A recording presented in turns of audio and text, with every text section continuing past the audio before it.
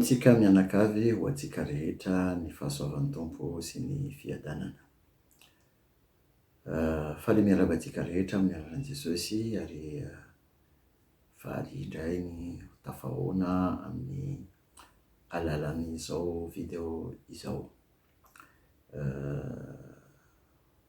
Fandaharana Mofon'aina izay natokana ho fampahirezana ho antsika amin'ny alalan'ny tenin'Andriamanitra. Ary raha androany voalohany ianao manaraka izao fandaharana izao dia miarabanao manokana amin'ny alalan'i Jesosy. Dia ho antsika izay tena manaraka tsy tapaka izao fandaharana izao dia manonona ny fahasoavan'ny Tompo ho anao manokana. Dia tsika hivavaka angataka hanokatra ny foamam-panahintsika ka hamelan'Andriamanitra hiteny hanambara amintsika ny zavatra izay tiany ambara amintsika tsirairay. Ry Andriamanitra rainay, misaotra anao Tompo any amin'izao fotoana izay ahafahanay mandray ny hafatra avy amin'ny teninao. Manokatra ny fonay sy ny mombanay rehetra ho an'ny fanahinao. Mba ahafahanao tena hiteny aminay, hanambara aminay ny zavatra rehetra izay tianao hambara aminay tsirairay. Ary aoka ny teninao Tompo no ahita tanilonaka ao anatinay. Ary hamokatra araka izay anirahanao izany teninao izany. Aoka ny teninao Tompo no hanokatra ny masom-panahinay mba ahafahanay hahatakatra ny zava-panahy izay tianao omena ho an'ny vahoakanao. Mankasitraka anao Tompo. Dia mamerina fiarabana ho antsika rehetra izay manaraka izao fandaharana izao. Andehantsika hamaky tenin'Andriamanitra anankiray ao anatin'ny bokin'ny Job. Jeremia azafady. Jeremia toko fahavalo ambin'ny folo ka ho vakitsika manomboka amin'ny andininy voalohany. Zao no voasoratra. Izao no teny tonga tamin'ny Jeremia avy amin'ny Jehova. Mitsangana ka midina ho any amin'ny tranon'ny mpanefy tanimanga, ary any no hampandrenesako anao ny teniko. Dia nidina tany amin'ny tranon'ny mpanefy tanimanga aho ary indro nanao ny asany teo amin'ny ankodina fanaovana izy. Ary raha simba ny vilany ataony araka izay mazana miseho amin'ny tanimanga eny an-tanan'ny mpanefy, dia ataony vilany hafa indray araka izay tiany mpanefy tanimanga hanaovana azy. Dia tonga tamiko ny tenin'i Jehova hoe moa tsy mahazo manao aminareo toy ny ataon'ny mpanefy tanimanga ity va aho, ry taranak'Israely? Hoy Jehova, indro toy ny tanimanga eo an-tanan'ny mpanefy azy, dia toy izany ianareo eo an-tanako, ry taranak'Israely. Vetivety aho dia milaza firenena sy fanjakana, hongotako sy hazerako ary horavako. Nefa raha miala amin'ny ratsy izany firenena noteneniko izany, dia hanenenako kosa ny loza izay nokasaiko hamelezako azy. Ary vetivety kosa aho dia milaza firenena sy fanjakana ahoriko sy amboleko. Nefa raha manao izay ratsy ao masoko izy ka tsy miaino ny feoko, dia hanenenako kosa ny soa izay nolazaiko hanasoavako azy. Zay tenin'Andriamanitra zay no hoentsika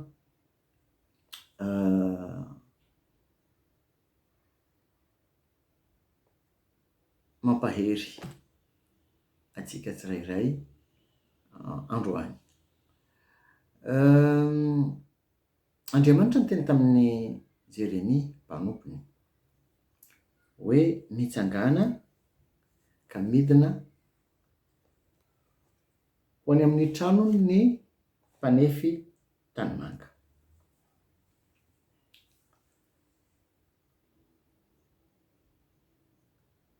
Ny mpanefy tanimanga dia Andriamanitra,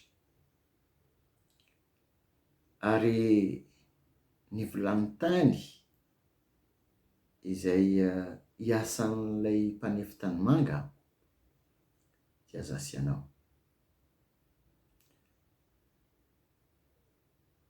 Tiako ny mampatsiaro atsika tsirairay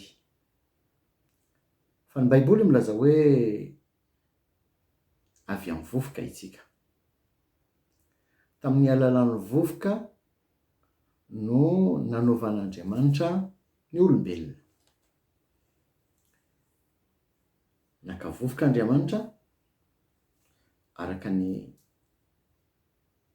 bokin'ny Genesisy, dia nampiakatra zavona avy amin'ny tany izay namando ny vovoka, ary avy eo namboatra olombelona, fa mbola tsy olombelona, fa ohatrany hoe raha azo lazaina hoe sarivongana. Fa avy eo no fofon'Andriamanitra Mofon'aina mahavelona ao anatin'ny vavôrony ny olombelona, dia teo vao tonga hoe olombelona, satria nahazo fiainana avy amin'Andriamanitra dia lasa velona, dia lasa olombelona. Ny akora rehetra izay nampiasan'Andriamanitra tamin'izay dia akora izay avy amin'ny tany, na ny vovoka na ny zavona. Fa ny fofon'aina mahavelona dia avy an-danitra, avy amin'Andriamanitra. Zay mahatonga ny hoe rehefa tonga ny andron'ny fahafatesana, dia ilay fofon'aina mahavelona izay nofofon'Andriamanitra tamin'ny olombelona no alainy, miverina aminy. Izay le aina miverina amin'Andriamanitra, izay tompony ny aina. Mba hiverenantsika ao anatin'ilay tenin'Andriamanitra izay novakitsika teo dia Andriamanitra nanome baiko tamin'i Jeremia: mandehana, mitsangana, mandehana, midina ao an-tranon'ny mpanefy tanimanga. Misy zavatra izay tsy maintsy ataony ataon'i Jeremia. Ny voalohany indrindra dia midina makany tranon'ny mpanefy tanimanga. Lazaiko avao teo hoe Andriamanitra no mpanefy tanimanga, itsika no vilany tany. Rehefa te hiaino n'Andriamanitra hiteny dia misy toe-po izay takiny, misy toe-panahy izay takiny, midina, zany hoe manetry tena. Mitaky fanetretena ny fiainoana ny tenin'Andriamanitra. Tsika mety manana fahalalana be dehibe sy fahaizana maro, mety tena nandinika tena nandinika Baiboly dia niaino teny be dehibe, ohatrany nataon'ny fariseo amin'ny filazantsarany Jauna toko 5, filazantsarany Jauna toko 5 ka ny 9:7. Dia zao lazain'i Jesosy tamin'ny fariseo hoe dininareo ny soratra masina, ataonareo fa ao aminy no anananareo fiainana mandrakizay, ary ireny no manambara ahy. Ny fahatsoa-kevitra ny fariseo tato dia ny hevitra hoe rehefa mandinika ny soratra masina, rehefa mandinika lalina dia lalina ny baiboly dia azo fiainana mandrakizay. Tsy ratsy ny mandinika ny baiboly, tsy ratsy le mianatra soratra masina. Fa hoy Jesosy, ny fandininareo ny soratra masina tsy hanome anareo fiainana mandrakizay, fa amin'ny alalan'izany no ahazonareo fanambarana amiko. Satria ny soratra masina iray manontolo manomboka amin'ny Genesisy hatramin'ny Apokalipsy dia manambara an' Jesosy. Zany hoe tokony misy fiaonana am' Jesosy.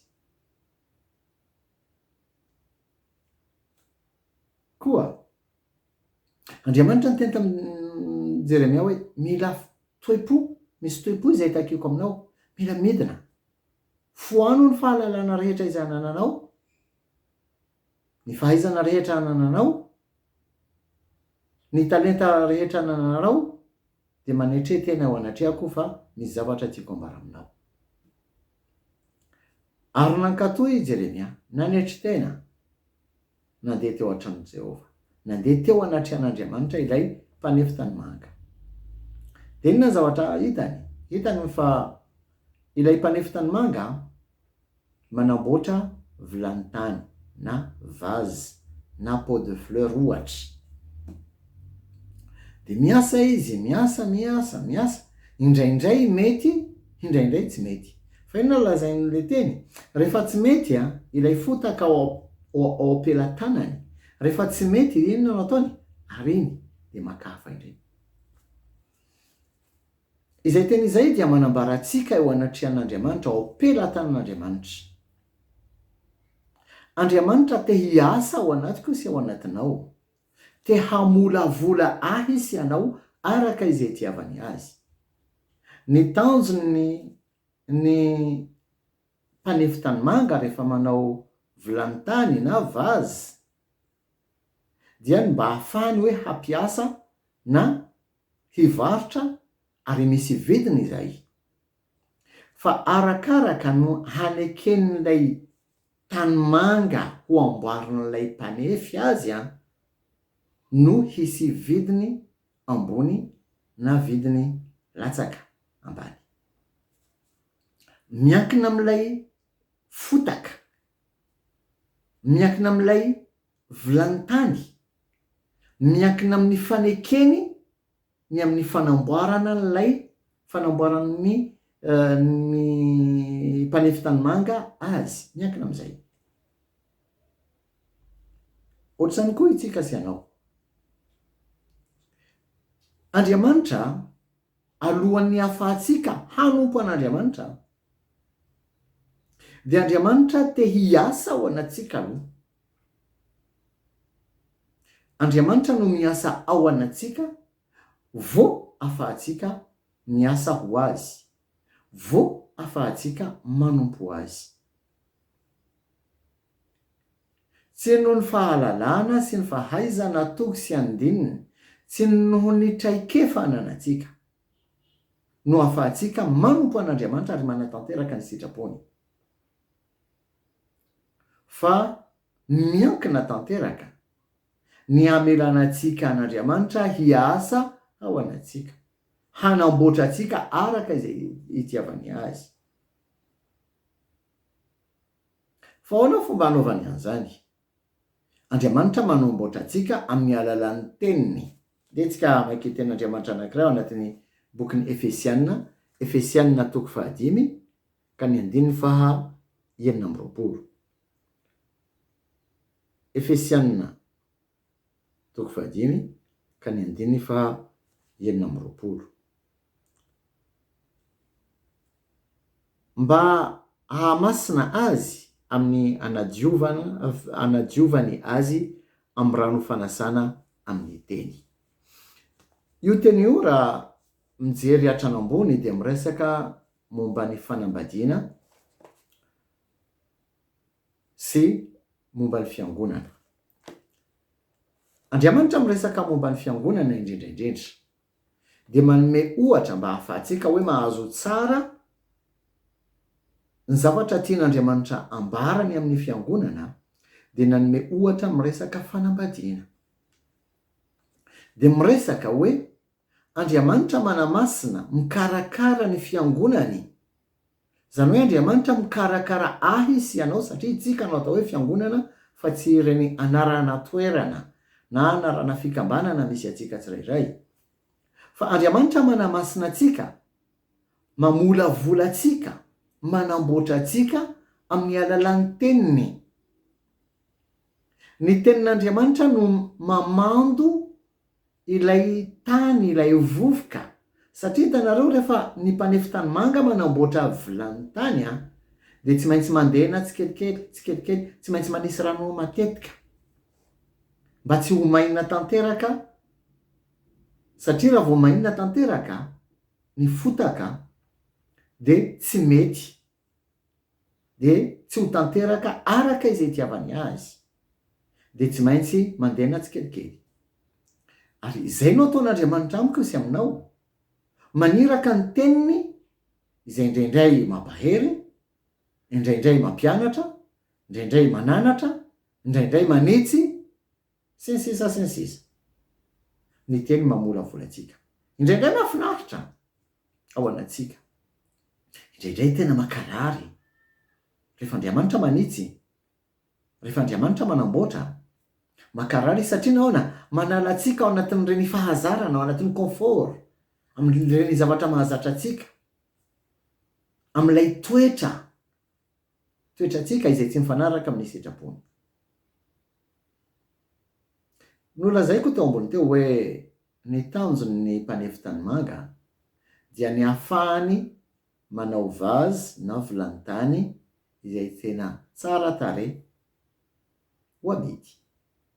Ary n'olona rehefa mividy vilany tany dia mazava ho azy misy zavatra tiany atao, asiana fleur, asiana voninkazo sy ny sisa sy ny sisa. Fa inona ny tanjon'Andriamanitra amin'ireo vilany tany amintsika sy ianao amboarin'Andriamanitra? Misy harena sarobidy, misy harena izay tsy takatry ny saina izay tian'Andriamanitra atao ao anatin'izany vilany tany izany. Andeha tsika hijery ten'Andriamanitra anankiray ao anatin'ny epistily nosoratan'i Paoly ho an'ny Korintianina, Korintianina 2:4 ka ny 7. Dia ho antsika hoe inona ny asa izay ampanaoviny ilay tompony vilany tany na ilay mpanamboatra vilany tany, ilay mpanefy tanimanga. Inona ny zavatra tiany atao amin'reto vilany tany resahana reto? Korintianina 2:4-7. Fa manana izao rakitra izao amin'ny vilany tany izahay, mba ho an'Andriamanitra ny halehiben'ny hery fa tsy ho avy aminay. Misy rakitra, amin'ny teny frantsay hoe trésor, misy harena sarobidy tsy takatra ny saina izay tian'Andriamanitra ampidirina. Zay ny voninkazo mahafinaritra be, trésor, izay tian'Andriamanitra atao ao anatin'ireny vilany tany anaovany ireny.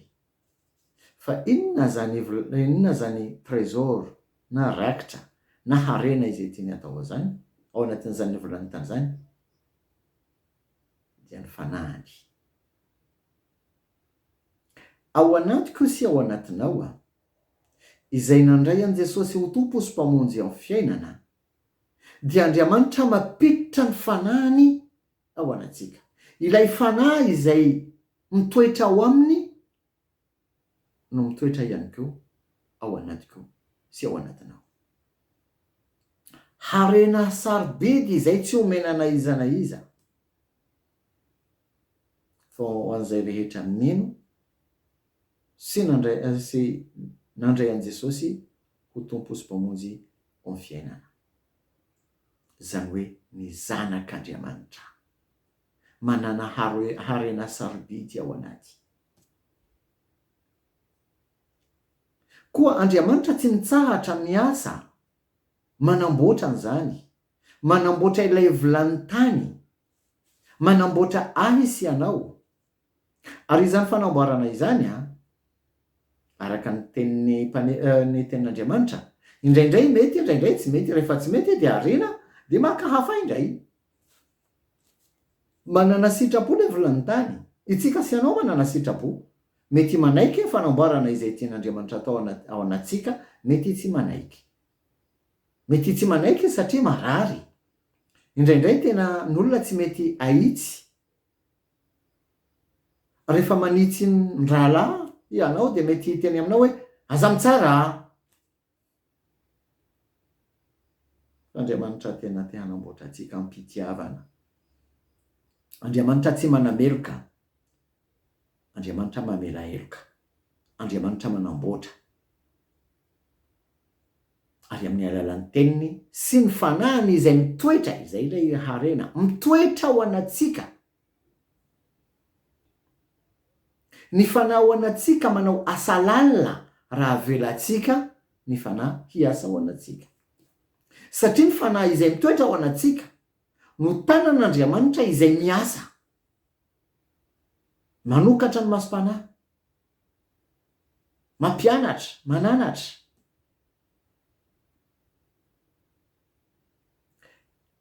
Misy teny izay nolazain'i Paoly tamin'ny Timoty. Ao amin'ny Timoty 2:2 ka ny 2:20. Zao nolazain'i Paoly tamin'ny Timoty. Fa ao an-trano lehibe tsy dia fanaka volamena sy vola fotsy ihany no ao, fa fanaka hazo sy tany koa. Ny sasany omem-boninahitra ary ny sasany halambaraka. Koa raha misy olona manadio ny tenany ho afaka amin'ireny dia ho fanaka omem-boninahitra izy, efa nohamasinina ka mahasoa ho an'ny tompo, voavoatra ho amin'ny asa tsara rehetra. Ao amin'ny trano lehibe, ny trano lehibe tian'Andriamanitra ho lazaina dia ao an-tranony. Ao an-tranon'Andriamanitra misy vilany tany na vazy be lehibe. Mampiaingo trano ny fisiany reny vazy reny. Misy vazy izay tena atao an-tokotany, ary misy izay somary tsara tarehy, mahafinaritra dia apetraka amin'ny trano fandraisam-bahiny. Amin'ny salon zany. Tsy reny vazy vita amin'inona so fatsakana rano sy ny sisa no apetraka ambony latabatra amin'ny salon. Fa tsy maintsy reny vazy tena tsara tarehy, mahafinaritra be ary lafo vidy ireny no apetraka amin'ny trano fandraisana bahiny. Hitanareo, dia ohatr'izany koa itsika ao anatrehan'Andriamanitra. Manana valeur, tombam-bidy samihafa itsika ao anatrehan'Andriamanitra, arakaraka ny amelantsika an'Andriamanitra hanamboatra atsika. Andriamanitra rehefa te hampiasa olona dia tsy maintsy mamolavola azy, tsy maintsy manamboatra azy. Ohatr'izany koa itsika rehefa mividy telefona, mividy télé, ordinateur sy ny sisa, inona zavatra ataontsika? Tsy maintsy testena aloha. Jerena hoe mandeha tsara sa tsy mandeha tsara. Sao dia tonga ao an-trano ka mahita olana nefa ny mpivarotra tsy mety mamerina. Tsy maintsy testena tsara aloha, jerena hoe tena mandeha, tena mahafa-po. Ohatr'izany koa eo anatrehan'Andriamanitra. Andriamanitra tsy mampiasa olona raha mbola tsy testeny aloha, raha mbola tsy sedrainy aloha. Misy karazana fisedrana izay tsy maintsy ampandalovan'Andriamanitra aisy ianao. Mandra-pahamafy orina itsika eo anatrehany. Mandra-pahamafy orina itsika eo anatrehan'ny karazana fisedrana sy ny fizahan-toetra rehetra. Petera 1:1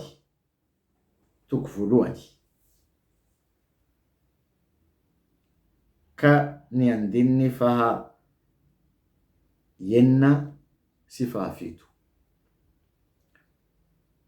Izany no iravoravonareo, na dia ampalahelovina vetivety ankehitriny, amin'ny fakapana maro samihafa aza ianareo raha tsy maintsy izy izany, mba ho hita ho fiderana sy voninahitra ary fankalazana ny fizaham-toetra ny finoanareo izay tsara lavitra noho ny volamena mety ho simba na dia voazaha toetra amin'ny afo aza dia amin'ny sehoan'i Jesosy Kristy.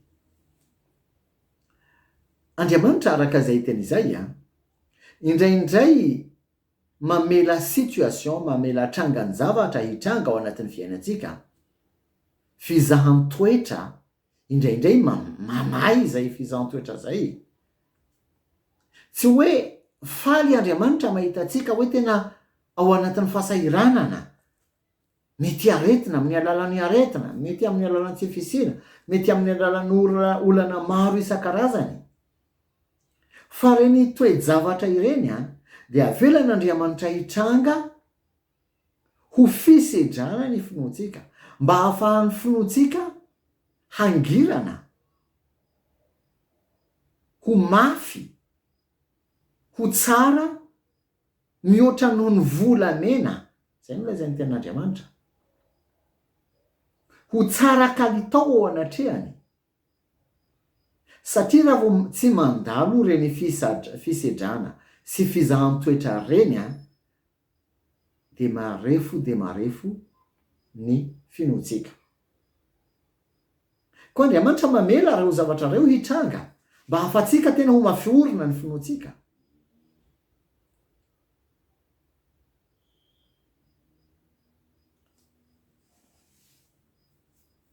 Fa itsika ny natiorantsika maha olombelona atsika, ary indrindra itsika kristianina miaina amin'izao vanim-potoana misy atsika zao zatra confort. Ny confort tiako resana tsy resaka trano na fananana raha materialy, fa tsy mahazaka ny ho voahotsikotsina amin'ny fahazarana, amin'ny zavatra mahazatra. Fa mila zavatra tena milamina, teheno toriteny mahafinaritra izay tena mampanantena fitahina, fahasoavana, ny amen amin'izay tena matevina be mihitsy. Fa rehefa resaka fisedrana, manjombona ny tare malaelon'olona. N'olona te hanana finoana tena mahery, fa tsy te handalo fisedrana. Fa ampiasaina amin'inona zany finoana zany rehefa tsisy fisedrana? Atao inona ny finoana ampiasaina amin'inona? Ny finoana dia ampiasaina amin'ny toe-javatra sarotra, amin'ny toe-javatra manahirana. Zay no ilaivana an'ilay finoana. Fa tsy atao décoration ao anatin'ny fiainana. Koa Andriamanitra mamela an'ireny zavatra ireny hitranga mba hahafahantsika mampiasa finoana sy atoky azy. Ny sasany mampianatra hoe tsy tokony marary ianao rehefa tena ao aminao ny tompo. Dia raha mitondra tomobile ka vaky pneu any an-dalana dia holazaina hoe tsy mpanome ampahafolo-karena anao, tsy mahatoky amin'ny fanomezana ampahafolo-karena. Raha marary dia lazaina hoe nefa niala taminao ny fanahy masina. Dia ao na Paoly apôstôly vaky sambo impiry, nogadraina impiry, novonoana impiry, daroana impiry, dia tsy nisy fanahy masina ve? Ahoana Paoly izay nasian'Andriamanitra tsilo ao aminy? Paoly mahavita mivavaka amin'olona dia sitrana. Ny sasany manaraka ny aloka fotsiny dia miseho ny famantarana sy fahagagana. Izy nangataka tamin'Andriamanitra dia Andriamanitra tsy nanasitrana azy fa niteny hoe ampoanao ny fahasoavako, fa ny heriko tanteraka amin'ny fahalemena. Tsy mpanompon'Andriamanitra Paoly. Tsy nanana fanahy masina ve Paoly?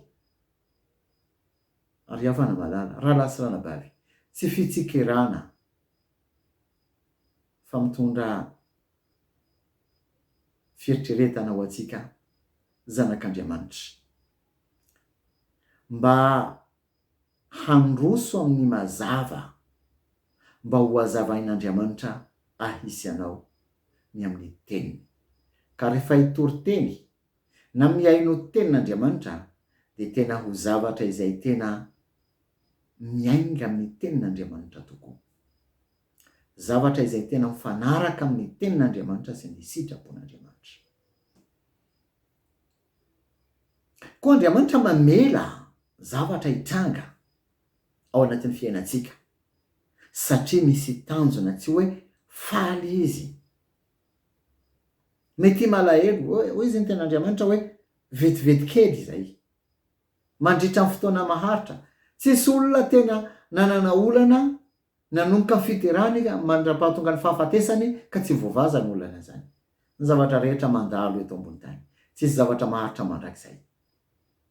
Na ny fahasambarana, na ny alahelo, na inona mandalo ny zavatra rehetra eto ambony tany.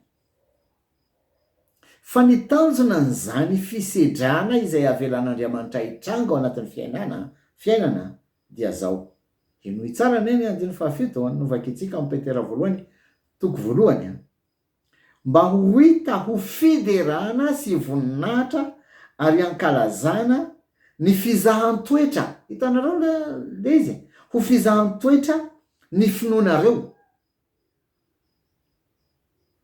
Mitondra fiderana, mitondra voninahitra, mitondra fankalazana amin'ny inona? Amin'ny andron'ny fiavin'i Jesosy Kristy. Misy valim-pity amin'io fotoana io. Ka tsy hanenenako, tsy hanenenanao, hoe tsy nimenimenina rehefa tonga reny karazana fizahan-toetra ireny. Fa mahay mideran'Andriamanitra amin'ny zavatra rehetra satria Andriamanitra masy mandidy. Il est souverain. Manao izay tiany atao ary misy antony matoa izy manao zavatra na mamela zavatra hitranga ao anatin'ny fiainantsika. Ho faranako ny fampaherezana dia te resaka momba ny lehilahy anankiray, lehilahin'Andriamanitra izay tena malaza be ao anatin'ny Baiboly. Joba no anarany. Zao no lazain'ny Baiboly momba ny Joba. Joba toko 1.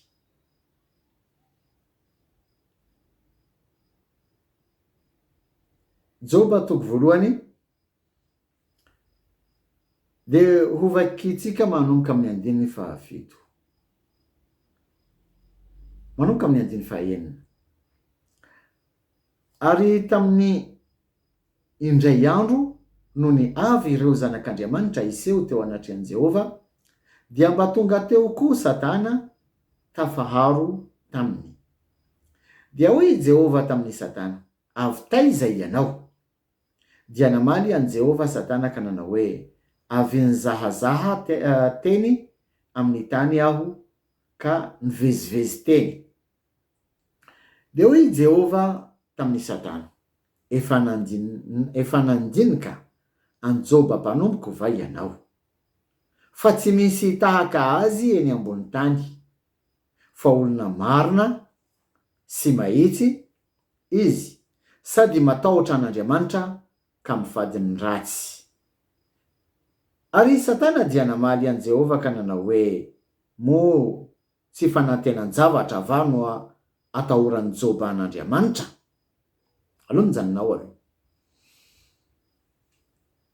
Rehefa tonga Satana eo anatrehan'Andriamanitra, ilay mpiapangan'ny rahalahy, dia hoy Andriamanitra taminy, avy taiza anao? Avy nandehandeha, avy nirenireny etsy aloha. Dia hoy Andriamanitra, efa nahita ny Joba mpanomboko va? Tena fier, mirearea mihitsy Andriamanitra hoe manana mpanompo izay maninona? Marina, mahitsy, matahotra an'Andriamanitra, mifady ny ratsy. Clean, hoy izy ny zatovo, hoy izy ny tanora. Clean zany CV zany, madio. Mpanompon'Andriamanitra marina, mahitsy, matahotra an'Andriamanitra, mifady ny ratsy. Fa zao ny eritreritra ny Satana. Hay, ny mahatonga anazy manana zay toe-po zany ne filan-javatra e. Satria zay indrindra ny zava-misy am'izao fotoana. Be de be ny olona mivavaka ny amin'ny filan-javatra, mivavaka mba hahazoana fanasitranana, mivavaka mba hotahina, mivavaka mba hahazoana asa, mivavaka mba hahazoana vady, mivavaka mba hahazoana zao. Fa tsy izay ny fijerin'Andriamanitra any Joba. Hafa ny toe-pony Joba. Satria Joba olona matahotra an'Andriamanitra. Tsy noho ny harena, tsy noho ny fananana mahatonga azy matahotra an'Andriamanitra, sy mifady ny ratsy, sy mandeha amin'ny fahitsiana. Fa hoy Satana, isory aminy ne reo zavatra rehetra ananan'ireo raha tsy hanozona anao. Dia hoe izy Andriamanitra, okay, avelako anao, ataovy zay. Fa ny zavatra tsy azonao atao, tsy azo kasiana ny ainy. Dia fantatsika ny fahavalo izay tsy tonga raha tsy hamono, handroba, dia nandripaka ny zavatra rehetra. No tsisy nainanaina tavela. Ary tratra ny aretina tsy fantatra i Joba. Fa inona ny ratsy nataon'ny Joba nahatonga azy an'izay? Fizahan-toetra.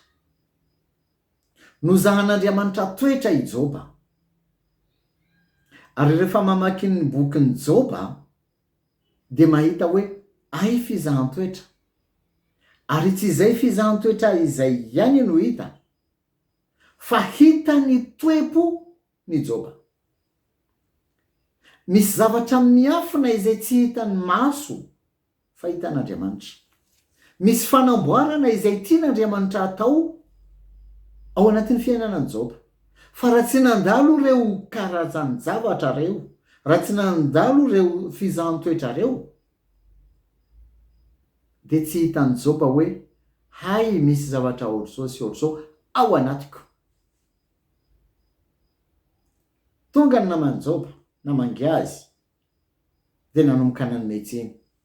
Ianao tena voaozina, ny mahatonga anao ohatr'izao dia satria ohatr'izao, zay le resako tamin'ny voalohany hoe rehefa misy zavatra manjoanao dia hoy izy ny sasany satria anao tsy mpandoha aparifolon-karena. Tsy miresaka momba ny aparifolon-karena aho fa miresaka hoe inona ny karazana argument, inona karazana teny ataon'olona aminao rehefa misy zavatra manjoanao. Satria anao nanao an'izao satria anao zao raha mamaky ny bokin'ny Joba dia ho hitanareo zay. Inona ny zavatra nataony sy nilazainy namany anankitelo izay tonga, anisan'izany zandrikely anankiray atao hoe Elio. Izay ny teny no ny farany nampahery an'i Joba.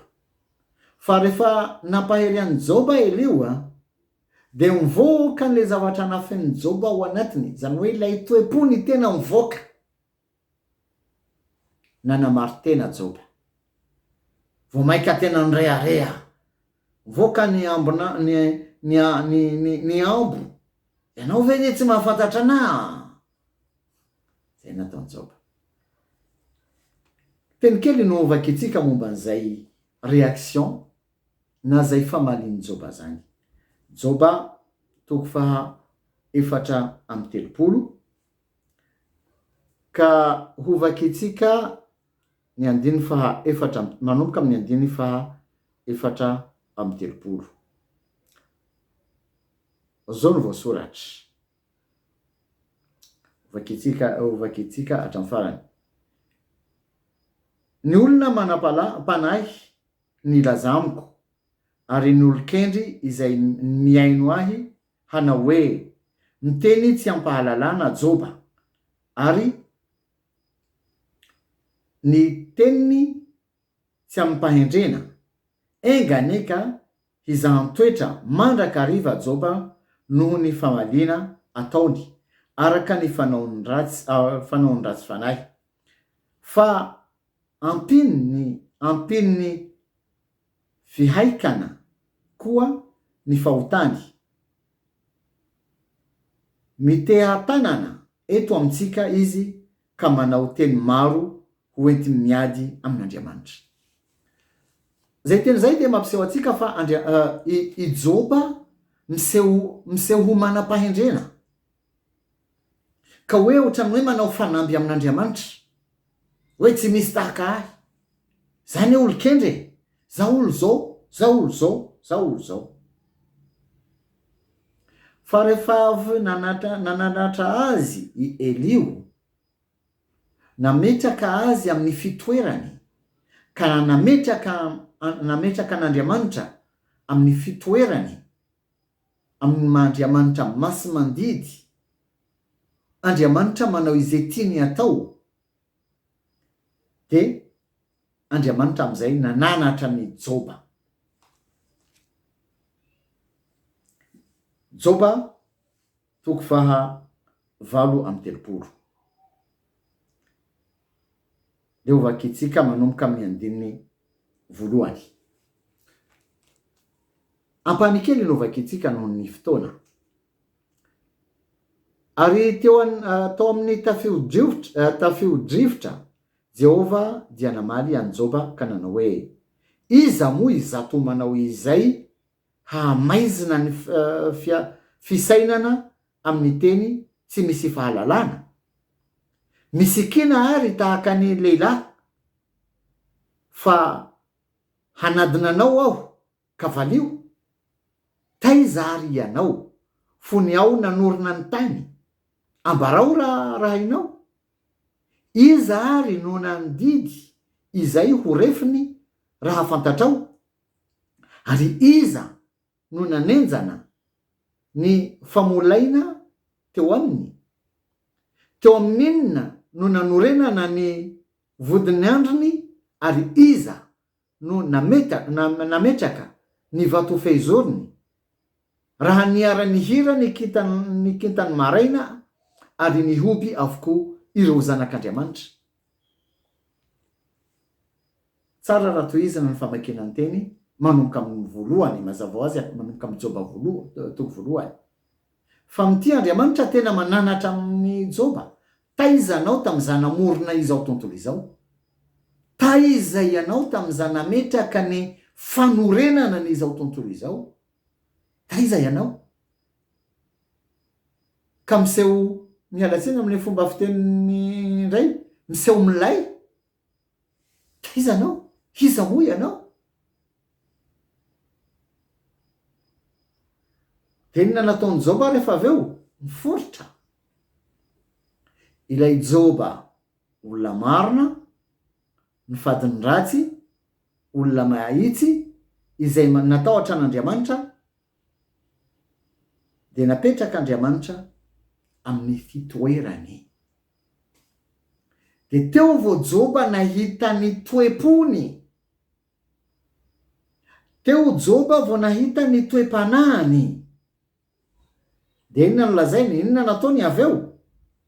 Joba 4:20, azafady 2:70 ka ny andininy 5. Zao no lazainy. Fa andrenesan'ny tsofina ihany no nandrenesako anao, fa ankehitriny izao kosa dia ny masoko no mahitanao. Hay ilay Joba nandeha amin'ny fahitsina, amin'ny fahatahorana ilay ny fady ratsy. Hay mbola tsy nahita an'Andriamanitra, mbola tsy mahafantatra an'Andriamanitra, fa fandrenesana antsofina fotsiny.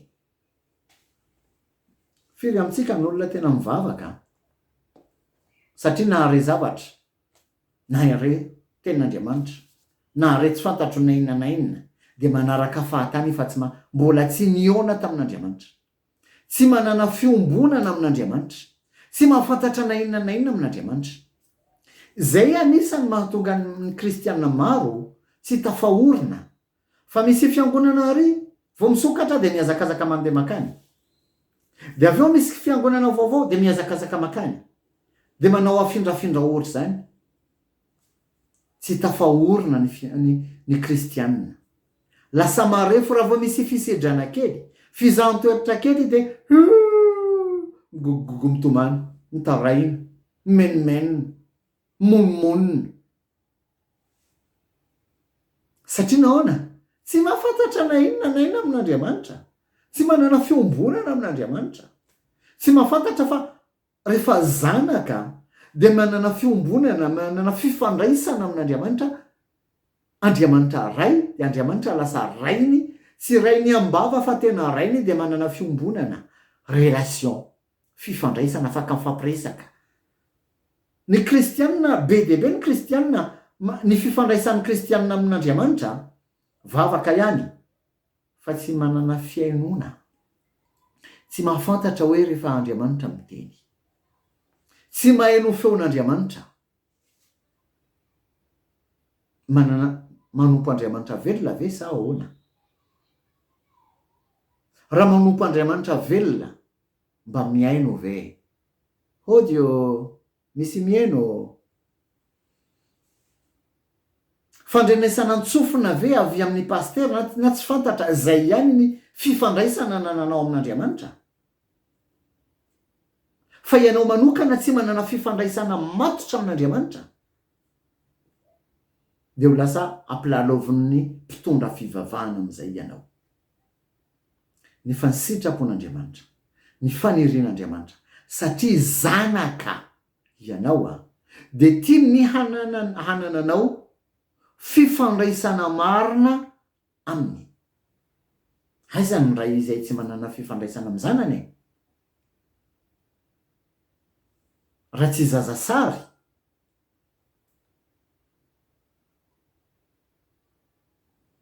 Fa rehefa joba na tsapa zay clémazay ao aminy noho ny fisedrana nampadalovan'Andriamanitra azy de mifona, de mibebaka izy ao anatrehan'Andriamanitra hoe hay, nivavaka taminao tamin'ny fombafomba fotsiny ene zahako hoe nataoko izay fantatro, izay tsapako, fa ny tena marina tsy nahafantatra anao fa manomboka izao tena mifona aminao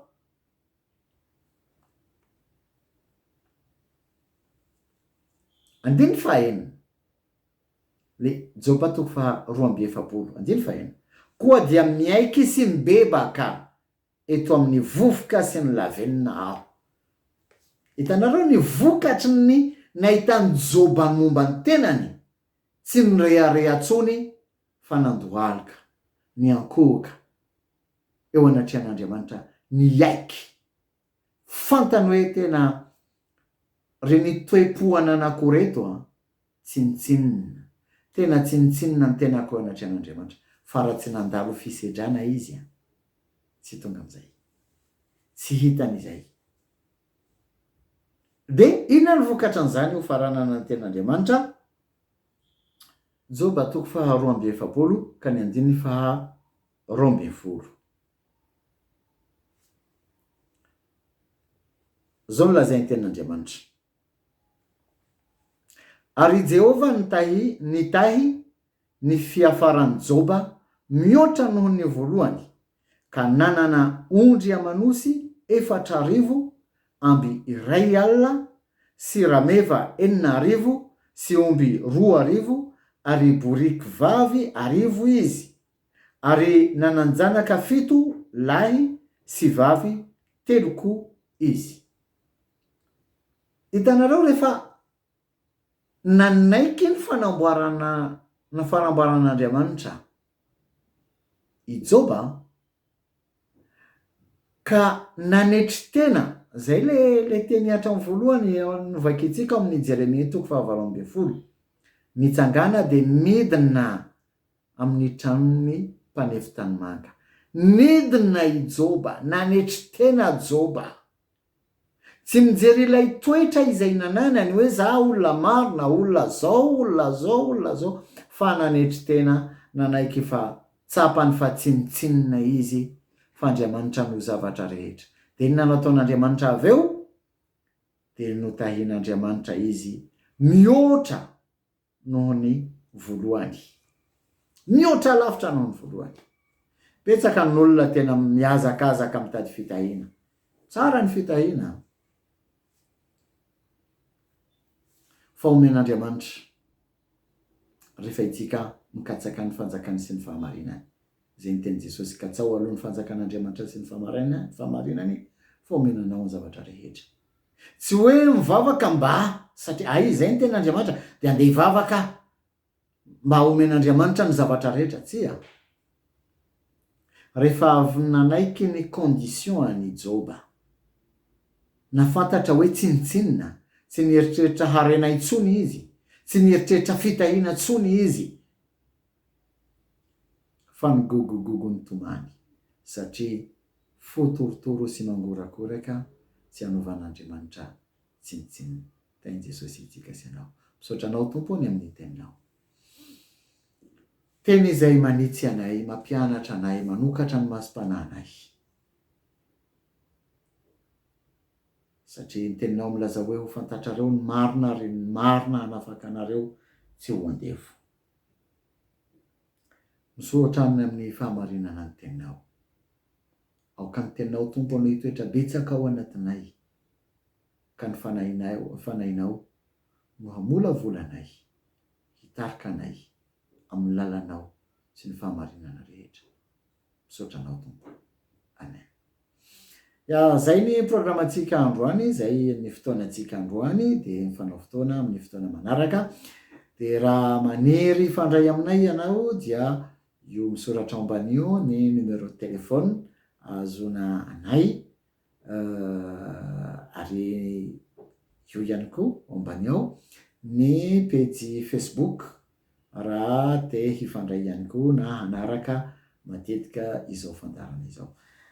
Zay de miraroso atsika rehetra dia ho amin'ny manaraka indray, tiako ianareo.